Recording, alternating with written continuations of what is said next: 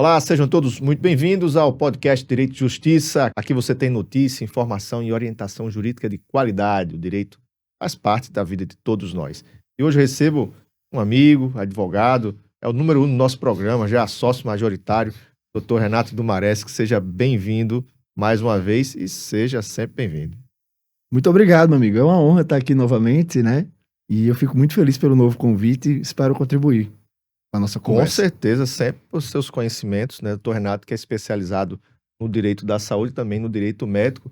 Até para o pessoal entender qual a diferença de um e de outro, Dr. Renato. Exatamente. Às vezes eu tenho uma dificuldade de fazer com que as pessoas, os nossos clientes entendam isso, né?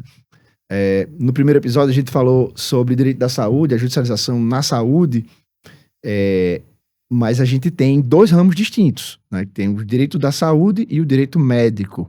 As pessoas costumam misturar e chamar, às vezes, tudo de direito médico como se fosse uma coisa só, e não é.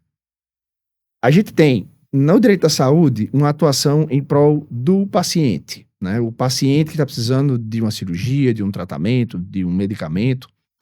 Quando a gente fala de direito médico, a gente está falando de tudo que envolve o médico e a sua empresa médica e um hospital e uma clínica, a documentação médica, defesa médica da parte de erro médico, de acusação de erro médico. A minha colocação no mercado é em defesa do médico. Mas por quê? Porque eu entendi que se você ficar dos dois lados, na minha visão, você perde a confiança. Agora vai gerar um conflito, né? Exato. Então, eu escolhi o lado do médico pelo fato de meu pai ser médico, meu pai é anestesista, meu avô é anestesista, meu irmão é cirurgião plástico, meus primos são anestesistas, psiquiatras, oftalmos. Então, assim, tem muito médico na minha família e eu disse, não vou. E eu entendo como é que o médico pensa, como é a realidade do médico. E eu criei um networking com os médicos. Isso é uma coisa que as pessoas têm dificuldade de entender. A criação do networking com relação a isso. Já o polo a área de atuação de acusação, a gente vê muito as pessoas dizendo assim, não, eu vou só defender o médico, achando que o melhor mercado é a defesa. Não, você pode escolher também, você é advogado, a parte de acusação. Pode, né? Se você quiser, você pode escolher. E eu penso assim, a captação termina sendo melhor. Porque se você faz, por exemplo, mídia social, você não precisa que um cliente se conecte com o outro. Já quando você fala de médico, não. O médico, ele só vem quando você já está validado. Então, tem confiança, uma referência. Quando já tem uma referência, quando você já faz o jurídico da clínica dele, do hospital dele, já é uma pessoa próxima, ele já conhece, entendeu? Então, termina sendo mais corpo a corpo essa captação. Eu passei agora 6 anos presidente da Comissão de Direito Médico da OAB, daqui do Rio Grande do Norte, do qual você fez parte, né? E eu noto uma preferência muito grande dos advogados. Hoje a comissão está com o doutor Eveline Macena, né? Um excelente presidente. Exatamente, que eu ainda faço parte da comissão. E se não me engano, são mais de 30 advogados na comissão. E eu costumo dizer muito isso. Vocês têm que abrir os olhos para o mercado, porque às vezes a pessoa fica assim, eu vou nessa também, eu vou nesse caminho também, e não consegue. Não é fácil você entrar nesse mercado, né? São muitos anos de tentando entender como é esse mercado para poder fazer parte dele.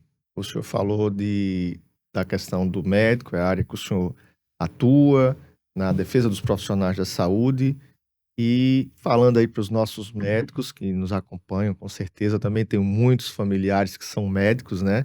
Qual a importância do profissional da medicina ou de outras áreas da saúde, porque a gente fala direito médico, mas você tem a questão da odontologia, de outros profissionais que executam, prestam serviços, né? De ter uma assistência jurídica, de ter um profissional qualificado, não só a gente está falando em ações, mas na prevenção. Isso, exatamente. A senha do meu Wi-Fi no meu escritório é profilaxia jurídica. Né? Profilaxia é um termo que se usa muito na medicina e nas ciências da saúde. E aí eu percebi que, muitos anos atrás, a gente precisa fazer a profilaxia jurídica. Várias foram as ocasiões em que profissionais de saúde, tanto dentista, você falou bem, né, odontólogos, me procuraram dizendo assim, olha, eu tô com esse paciente insatisfeito com esse resultado dessa cirurgia, A gente teve um problema com essa cirurgia, teve uma intercorrência, teve um mau resultado, e ele está querendo uma indenização, por exemplo. O que eu faço? Ele está dizendo que está com advogado e vai me processar. Antigamente era muito comum o profissional de saúde se afastar. E eu digo, não, você tem que se aproximar. Agora, tendo uma consultoria que vai lhe ajudar a evitar esse problema. Então a gente entra em contato com o cliente, conversa com o advogado do cliente, e se for o caso, se for para resolver, a gente pode fazer uma tratativa de acordo, e aí o cliente abre mão de entrar com a ação. E todas as vezes que a gente faz esses acordos, certamente sai muito mais barato do que o médico enfrentar um processo. E sem falar no desgaste.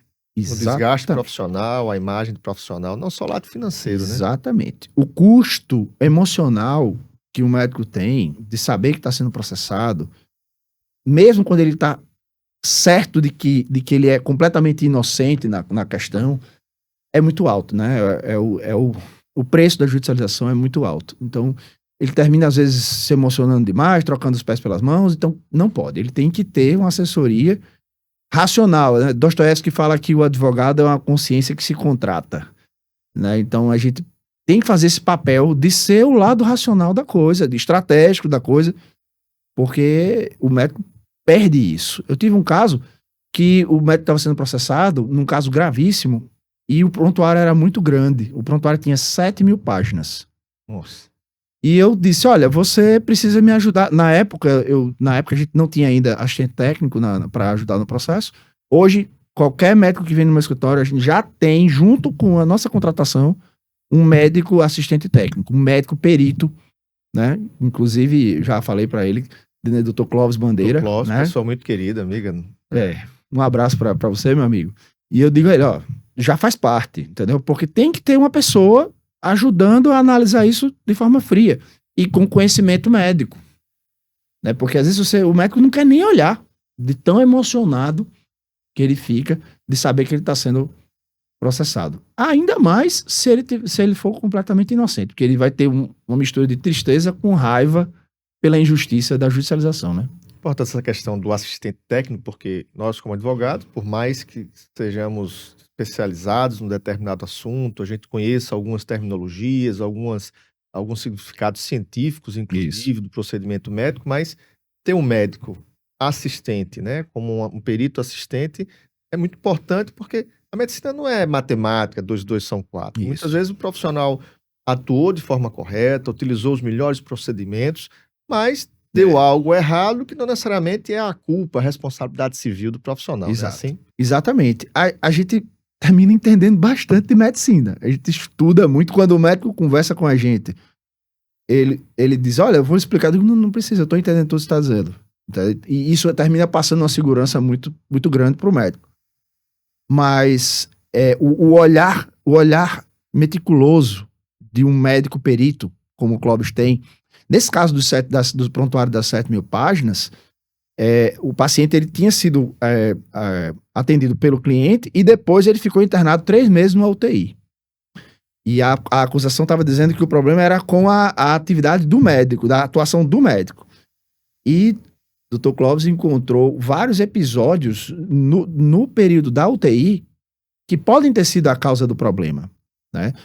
E é como achar uma agulha no palheiro.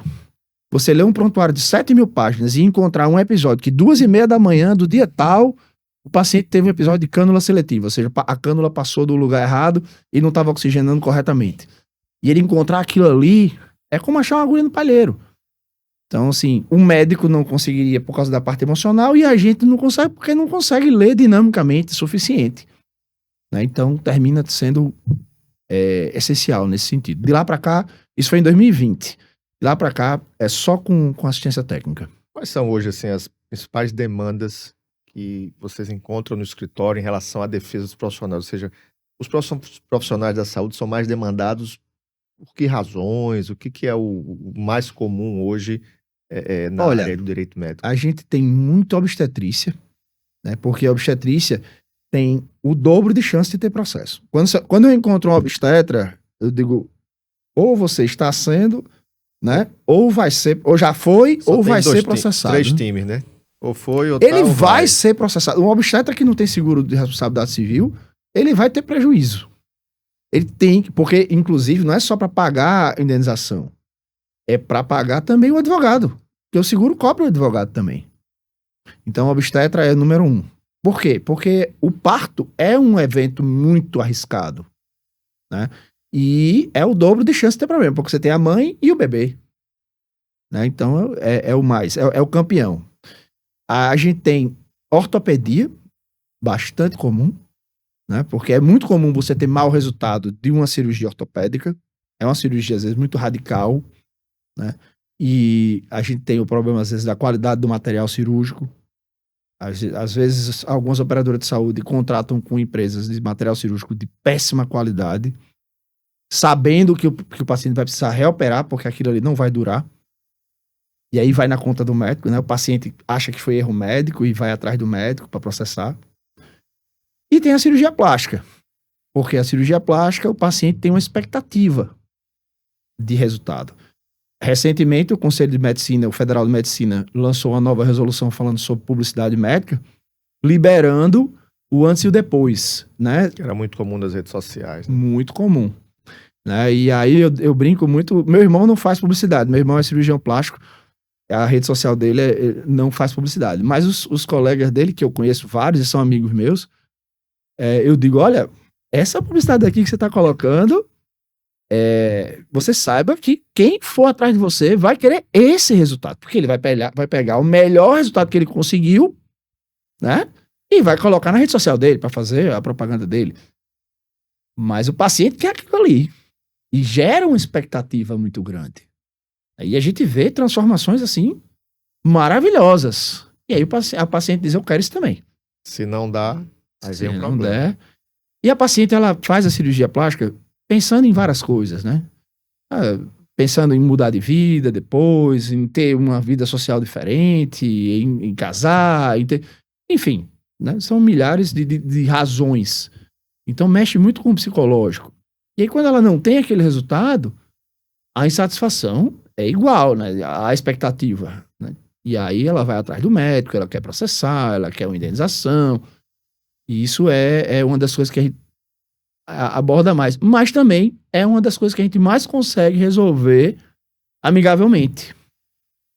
Porque o médico termina, o médico que tem um certo jogo de cintura, né? E tem que ter, termina conversando com essa paciente e ajustando e reoperando e termina funcionando.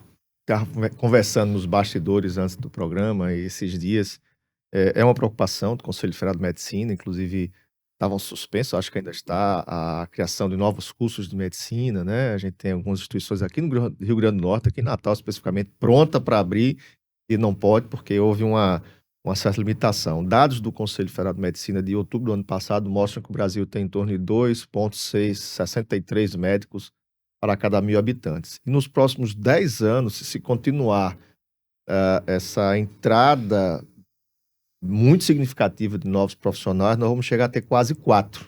Né? Vamos quase que 1,5 a mais aí. E essa é uma grande preocupação. E aí a gente começa, não sei se tem relação, com esse aumento de casos de judicializações contra profissionais. Exatamente. A gente tem, hoje em dia, no Rio Grande do Norte, 585 vagas para médicos. Em 2012, Quando você fala vagas disponíveis nas universidades. nas universidades, né? Em 2012, eram 40 por semestre, que era na UFRN. E vão abrir mais 2 cursos de medicina agora. Então a gente vai para perto de 1.000, né? Só no Rio Grande do Norte. João Pessoa já passou de 1.000,